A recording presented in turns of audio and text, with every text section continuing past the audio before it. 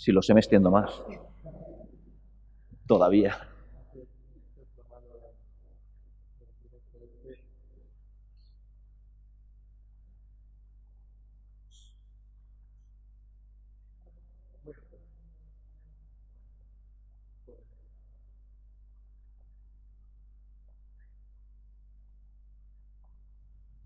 Ya debe de salir bien. Es que de pronto había dejado de publicar ahí en la cabina. Bueno, muchas gracias por venir y muchas gracias a Abad y a la Universidad de Murcia por permitirme eh, hablar, que es lo que más me gusta. Es decir, de las cosas estas en las que estamos trabajando. Cuando me pidieron que viniera, me preguntaba, bueno, vamos a ver, eh, hoy ya llevamos un par de años haciendo esto de los MOOCs y resulta un poco difícil volver otra vez a insistir en lo mismo, en lo que son y demás. Lógicamente siempre, en la universidad siempre es septiembre, es decir, siempre hay gente que viene a preguntar qué son las cosas una y otra vez, continuamente, ¿no?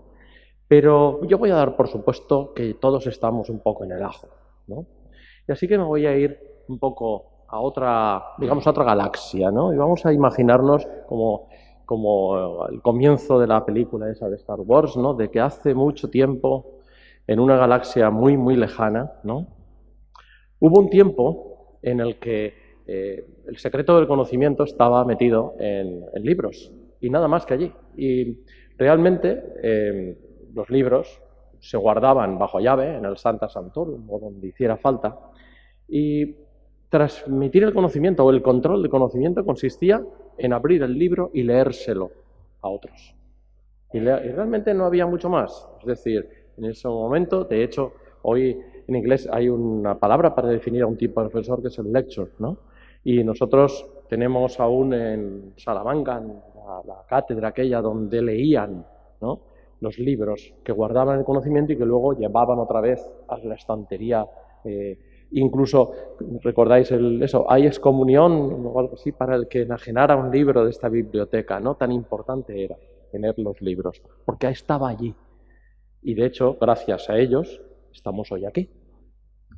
Hubo un tiempo, además, en el que para aprender cosas importantes había que ir a una escuela o a una universidad. Es decir, las universidades eran los templos del saber. Y realmente fuera no había muchas otras formas. Obvio, el ser humano se pasa la vida aprendiendo, está claro.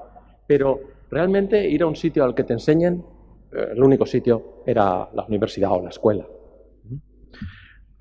Hubo un tiempo en el que las universidades se lo creyeron y no permitían que nadie no estuviera iniciado, que no entrara, por las condiciones que fuera, dentro de las puertas de la universidad, pasara la puerta, aprendiera cosas. Es decir, se convirtiera en un eslabón más de la cadena del conocimiento. Y desde luego, saber lo que pasaba dentro también era una cuestión de estatus, era la forma de sostenerse, ¿no? Pues tampoco se decía fuera. Era imposible salir fuera y ver lo que estaba pasando en la universidad.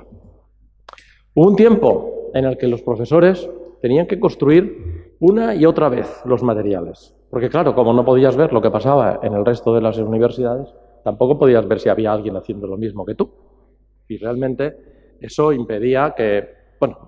permitía que hubiera la misma clase de matemáticas, la misma clase de física, la misma clase de estructuras y se hicieran miles de materiales para enseñar las transformadas de Fourier o la circulación sanguínea. Hubo un tiempo, además, en el que los profesores eran delincuentes, ¿no? Porque para poder construir sus materiales tenían que utilizar, o bien lo inventaban ellos, y la verdad es que es muy difícil inventarlo todo cuando estás preparando una clase, o tenías que rapiñar materiales de otros, buscar en libros, fotografías, documentos, en fin, lo que es la parte de conocimiento no se solía hacer porque hay una cosa que sí que saben hacer muy bien los profesores, que es citar, ¿no? Se cita y adecuadamente, pero el resto de un material, la parte que lo enriquece y lo convierte en un material interactivo, multimedia y demás, la mayor parte de las veces los profesores teníamos que ser ladrones, ¿no? Porque teníamos que infringir la ley de propiedad intelectual para poder construir estas cosas. A lo mejor eso explicaba por qué no se puede, por qué la universidad no podía enseñar lo que estaba pasando dentro, fuera, ¿no? Porque en el fondo lo que estabas enseñando era la prueba de un delito, ¿no? Hubo un tiempo en el que los profesores no sabíamos cómo compartir esto, no sabíamos cómo hacer de una forma fácil, sencilla, natural, algo. Sí, hombre, los profesores todos teníamos ganas porque nos encontrábamos o los profesores se encontraban en muchos foros como este, como otros, que en fin, pueblan la geografía del mundo, ¿no? Y allí se cuentan, oye, ¿tú cómo lo haces? Y yo cómo lo hago, etcétera, ¿no?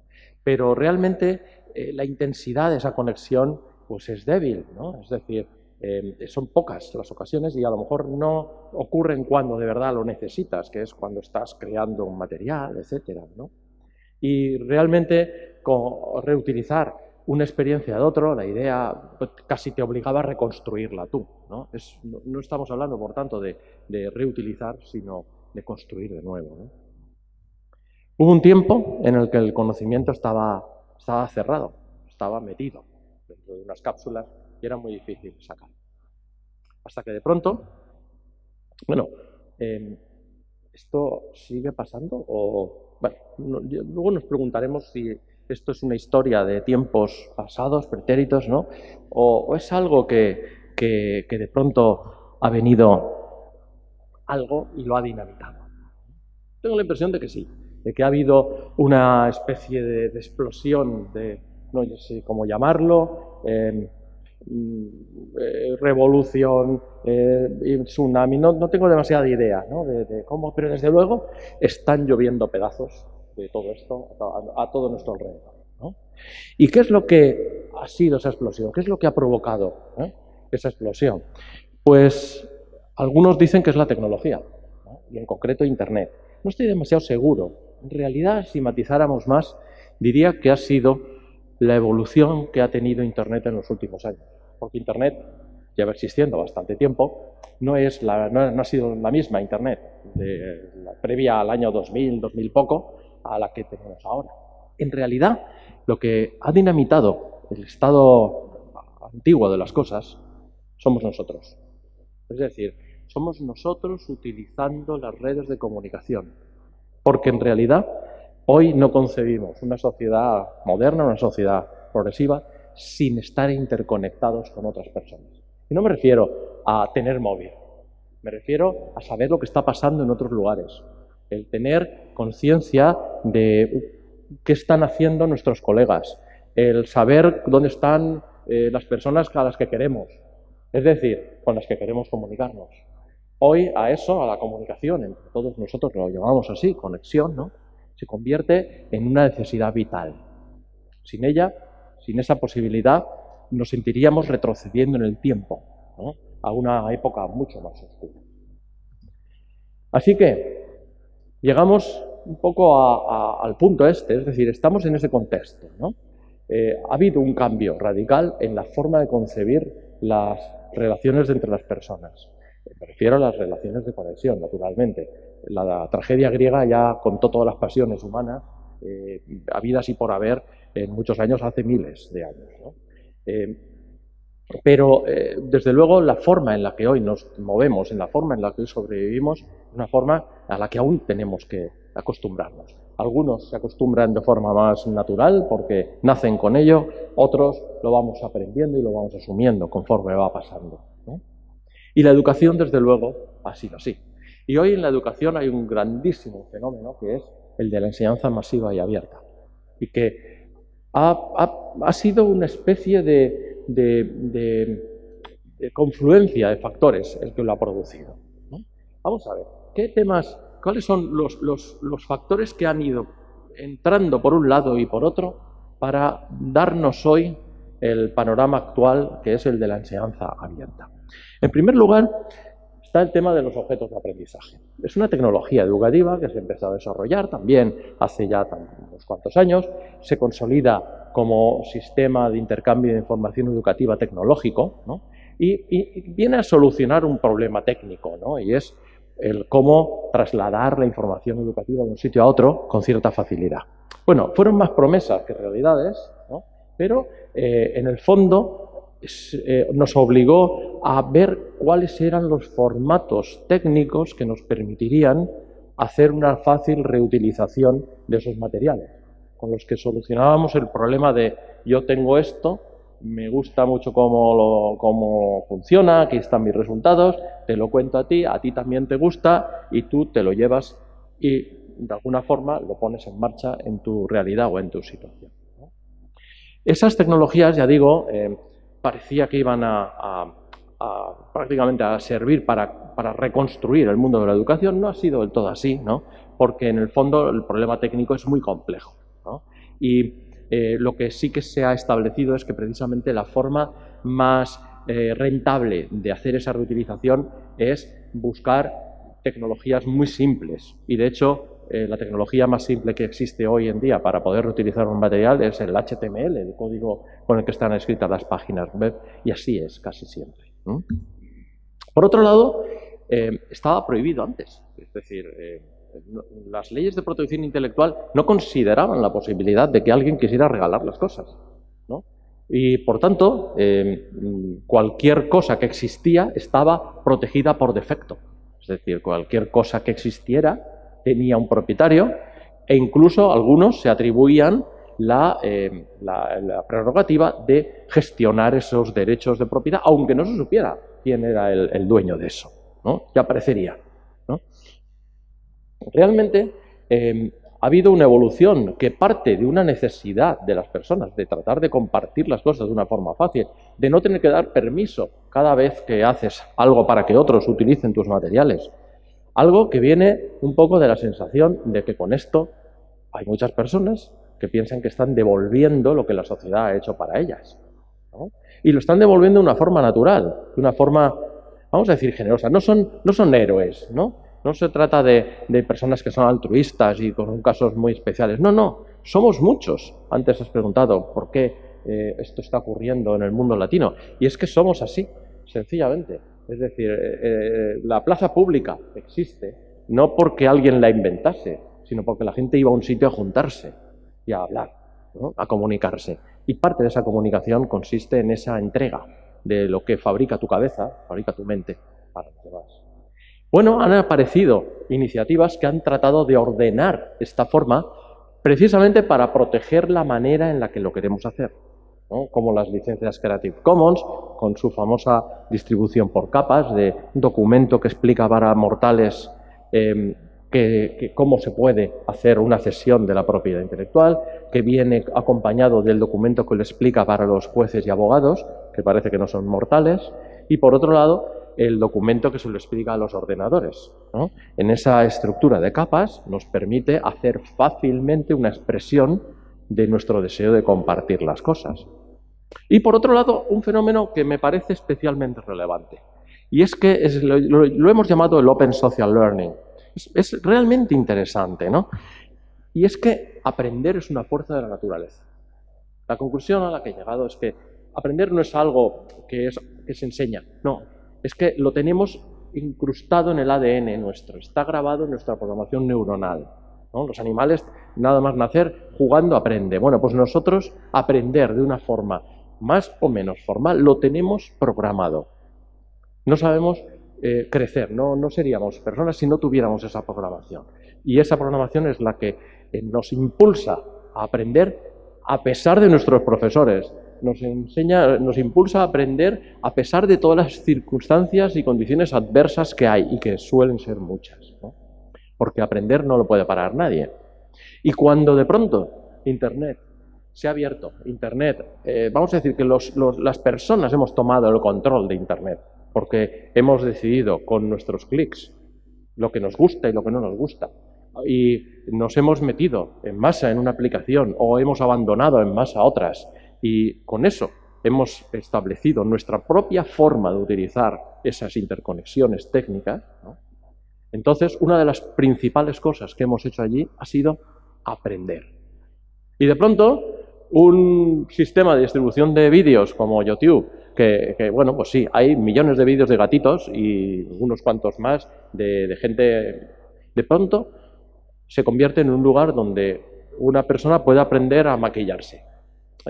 Tenemos un caso que lo utilizamos mucho, lo hemos aprendido muchísimo de él, el de Jenna Marbles, y en concreto algunos de los vídeos más interesantes que tiene son cómo maquillarse a la mañana siguiente para no parecer borracha, ¿no? Es genial, es decir, el cómo en 4 o 5 minutos le puede enseñar un conocimiento, fuera de bromas, es un conocimiento útil, ¿no? Porque realmente lo necesitan muchas personas. Y si no, mirad los millones de visitas que tiene ese vídeo, ¿no? Lo necesitan rápido, se lo explican de la forma en la que lo pueden entender esas personas. Ya quisiera que alguna de las lecciones que he grabado yo en vídeo tuviera la mitad de la frescura que tiene esa grabación. Ya os digo que es ahí donde estamos aprendiendo a hacer las cosas ahora.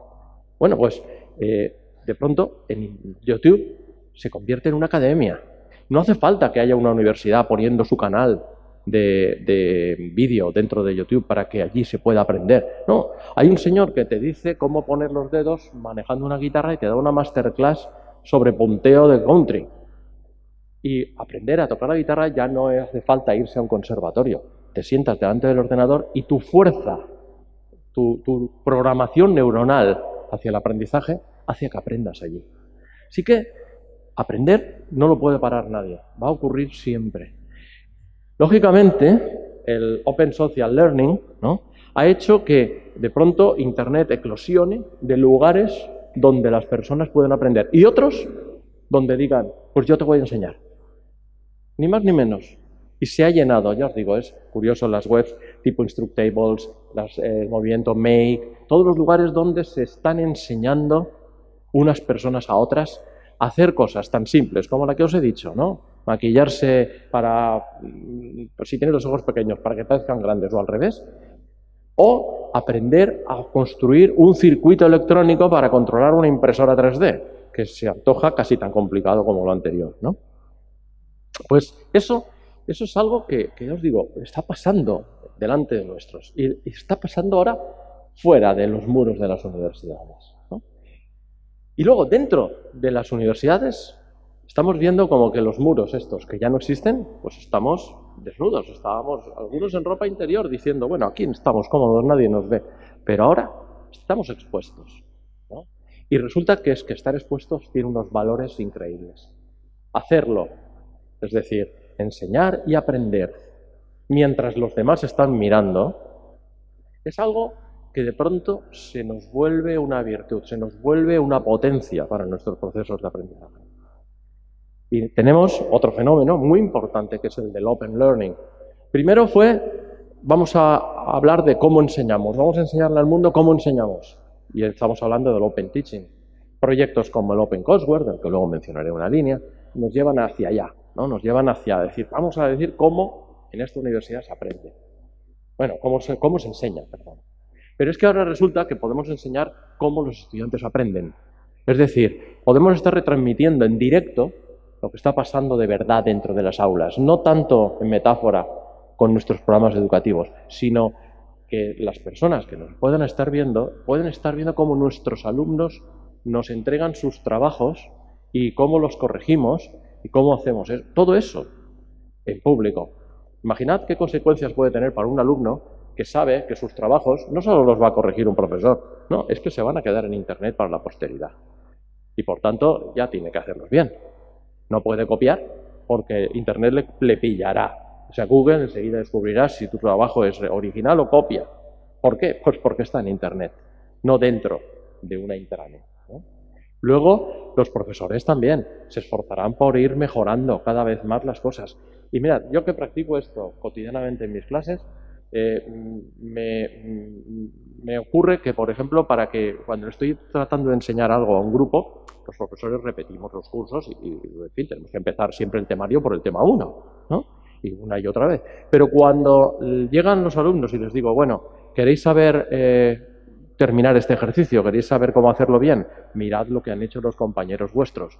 Los que tenéis al lado, porque alguno terminará antes que vosotros, y los que os han sucedido, es decir, los que venían, los que os han precedido, los que venían de cursos anteriores. Y en ocasiones he tenido 5 y 7 años de promociones realizando trabajos parecidos, inspiradores, que permitían, eso sí, con la exigencia que le doy a los alumnos, permitían ir un poco más lejos que lo que fueron los del año pasado.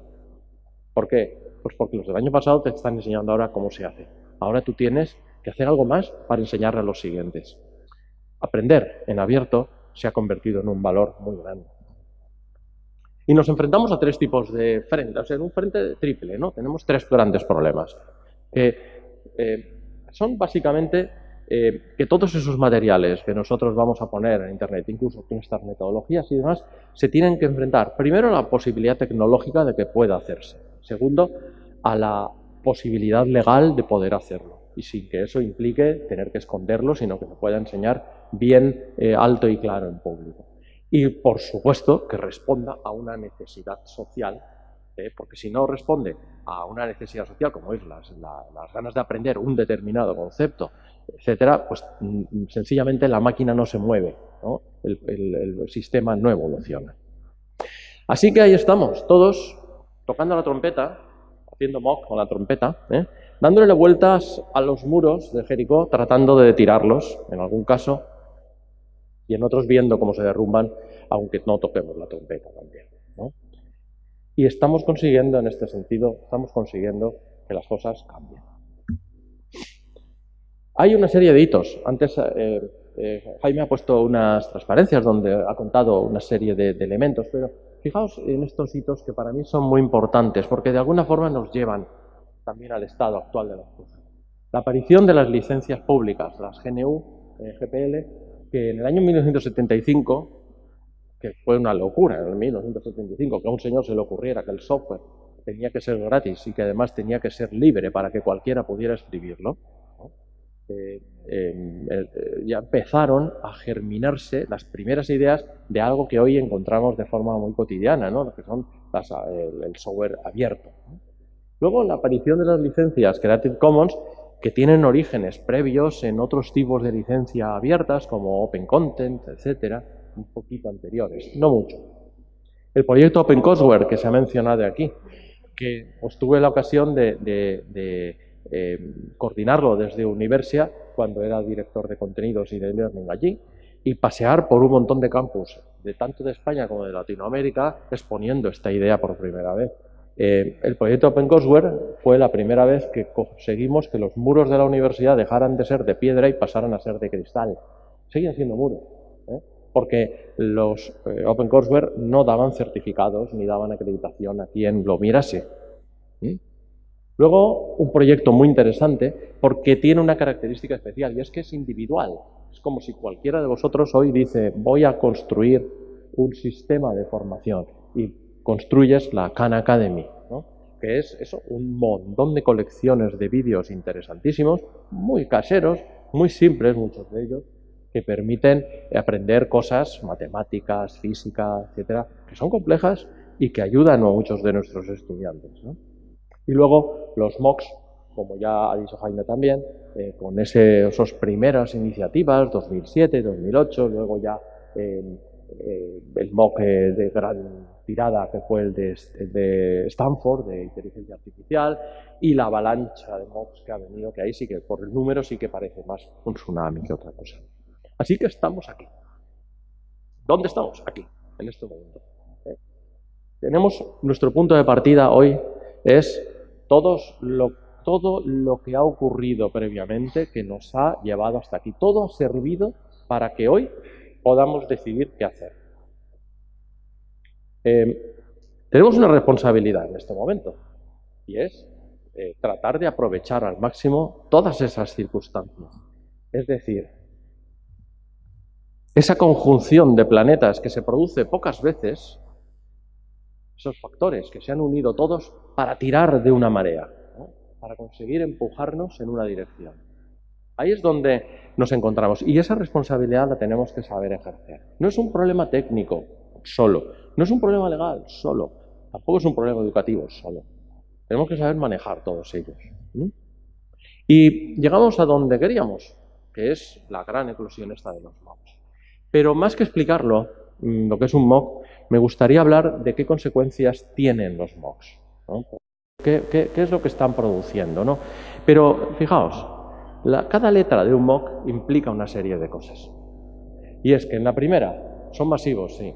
El tamaño importa. Los que estamos haciendo mocks nos estamos dando cuenta. Lo que sabíamos acerca del e-learning es poco aplicable a los mocks, porque las situaciones de partida son muy diferentes. Un sistema de e-learning, pues tradicionalmente ha basado su calidad en el tipo de relación que establece entre el alumno y el docente, tratando de intensificar esa relación para aumentar la calidad. Tutorías, interactividad, etcétera, ¿no? Bueno, en un MOOC tenemos 30.000, 40.000, aspiramos a tener 300.000 estudiantes. A ver qué tutor aguanta ese ritmo, qué sistema educativo puede aguantar un sistema de tutorías capaz de resolver ese problema. Así que tienes que buscar otras soluciones para eso, para esa interrelación. Generas dinámicas muy diferentes. Es decir, los estudiantes entran y salen del aula MOOC, ¿no? De una forma en la que no estamos acostumbrados, porque nos parecería extraño que los estudiantes tocaran la puerta, mirasen, se fueran y que eso no pasara nada. O que entrase, se sentase 10 minutos y cuando decimos algo muy aburrido se levantara y se fuese, ¿no? Eso que ocurriría en el mundo presencial y que sería en fin, muy distractor, sin embargo es la realidad de los MOOCs, ¿no? Y tenemos que saber manejarlo. Y tenemos que hacer que cada vez que vemos que hay alguien que empieza a levantarse en un MOOC, hacer algo para que vuelva otra vez a sentarse, porque esa es la vida de Internet. Esa es donde las empresas como Facebook, Twitter y demás se juegan ellos el pellejo. Y tenemos que aprender de ellos para poder tener a nuestros alumnos sentados. La O de abierto, bueno, también mencionaba las metodologías. Claro, tenemos que desarrollar metodologías didácticas nuevas. Así que no todo está inventado. En realidad la filosofía de fondo sí, pero la práctica de ello aún hay que revisarla, ¿no? Es decir, la pedagogía abierta, la enseñanza abierta, todos los principios de la escuela nueva aquí son aplicables, pero de una forma diferente a lo que lo hacíamos en nuestras aulas con nuestros alumnos delante. La O de abierto también tiene implicaciones. Es decir, tenemos que decidir hasta dónde queremos ser abiertos. No vale decir, sí, yo comparto con todos, pero que luego venga Utelus, por ejemplo, pues una empresa que se dedica a coger contenidos y a empaquetarlos de una forma curiosa y entregarlos a sus alumnos con precio. Si nosotros tenemos una licencia Creative Commons que hemos declarado una serie de cosas que se pueden hacer con ellos, luego no nos puede sorprender que ocurra eso. Y si no, lo que tenemos que hacer es aprender a manejar las licencias para prevenirlo y que no ocurra. La O de abierto implica también que lo que hagamos técnicamente tiene que ser reutilizable y, por supuesto, que lo que hagamos tiene que servir para muchísimas situaciones. Y la O de online es una O interesante porque nos habla de que hay nuevas reglas y nuevos escenarios que son propios de Internet, que no son los propios de las instituciones educativas al uso. El mundo de Internet es muy tirano. El mundo de Internet es muy diferente al que tenemos dentro de la universidad, por ejemplo. Y, por tanto, el salir al mundo de Internet con los sistemas educativos nos obliga a jugar con sus reglas, no con las nuestras. Los estudiantes de un MOOC son más usuarios de Internet que alumnos tradicionales. En ese sentido, hay que tratarlos como usuarios, no como alumnos en muchas ocasiones. Cuando te das cuenta de eso, entonces comienzas a establecer un diálogo con ellos que te permite conectar con ellos. Y luego, en la C de curso, pues hoy en la práctica, toda la experiencia que hemos acumulado construyendo los MOOCs que hemos hecho, nos está permitiendo desestructurar, como dicen, y de construir el modelo por piezas, de tal manera que podemos estudiar y potenciar cada una de las piezas por separado. Hacia el futuro, pues mirad, los MOOCs han sido y posiblemente seguirán siendo durante mucho tiempo experimentos. Son experimentos donde tenemos que poner a prueba lo que sabemos, donde tenemos que inventar cosas nuevas, tenemos que salir fuera y a lo mejor buscar en otra estantería de la biblioteca a la que no solíamos ir los libros que nos van a decir cómo hacer las cosas bien en nuestro campo. Tenemos que abrirnos para poder aprender lo que hay que hacer, porque los MOOCs son Internet. Son enseñanzas, sí, pero son Internet también. Y ahí es donde descubro en mis colegas, en las personas con las que trabajamos, que es donde tenemos menos conocimiento. Me sorprendo a mí mismo más aprendiendo de gente de marketing y de comercio electrónico y de estas áreas, ¿no?, que de lo que yo sabía acerca de la educación, ¿no? Porque me están enseñando cómo dirigirme a la gente, que por cierto tienen menos de la mitad de los años que tengo yo, y tienen otro lenguaje, tienen otras cosas, y que cuando hablan por internet además son diferentes a cuando los ves en persona. Y aprender cuáles son sus reglas se convierte vital para poder tener éxito en un MOOC. Así que mi recomendación hacia el futuro, y con esto acabo, es que sigamos avanzando en los tres frentes. El frente tecnológico, claro que sí, nunca se va a terminar. Va a haber que plantear siempre problemas tecnológicos nuevos, solucionarlos y demás. Tecnológicos, por supuesto, y de acreditación, que es el gran reto que tienen los MOOCs, y es cómo transferir el valor de la institución a un papel, que es un certificado digital que el alumno se descarga y que tenemos ahora incluso problemas para saber si el alumno es de verdad un alumno o un perro, ¿no? Porque no, por internet no hay forma de saber. Porque, y ahí sí, acabo, todo se mueve. Es decir, hagas lo que hagas, esto va a evolucionar, contigo o sin ti. No podemos hacer el ejercicio de decir, bueno, vamos a esperar a ver qué pasa. Porque entonces lo que pasa es que nos pasa por encima. ¿Sí? Tenemos que estar ahí. Mi recomendación es que todo esto hay que hablarlo desde la experiencia. Y cualquiera de vosotros puede montar un MOOC. No hace falta que lo monte una institución. Tenéis que probarlo, ¿no? Tenéis que hacerlo, o tenéis que juntaros para hacerlo, o tenéis que pedirle a vuestras instituciones que lo hagan. El caso de la Universidad de Valencia es espectacular. El caso de la Universidad de Murcia también.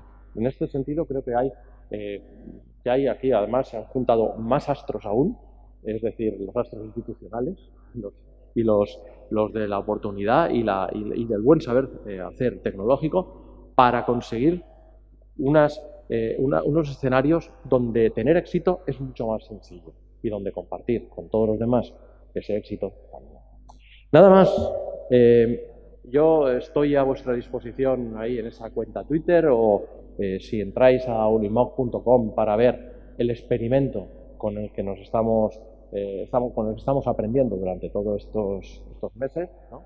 Y estaré encantado de compartir con vosotros lo que aprendamos. Gracias.